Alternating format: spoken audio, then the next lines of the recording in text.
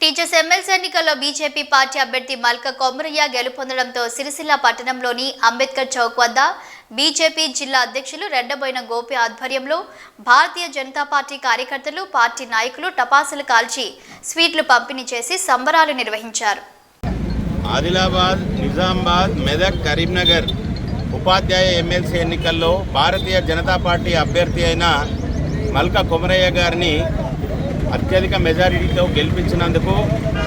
ఈ ఉపాధ్యాయులందరికీ శిరస్సు వంచి నమస్కారం తెలియజేస్తున్నాం.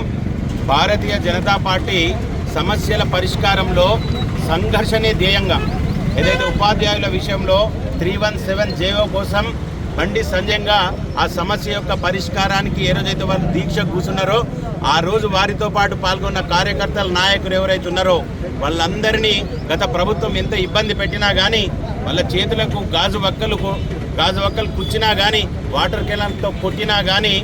ఆ దీక్షను విరమించకుండా ఈ టీచర్లకు ఏదైతే న్యాయం చేయాలని పోరాటం చేసిరో దానికి కానీ ఫలితంగా ఈ రోజు జరిగిన ఎన్నికల్లో ఏదైతే ఉపాధ్యాయులందరూ ఒక చారిత్రాత్మకమైన నిర్ణయాన్ని తీసుకొని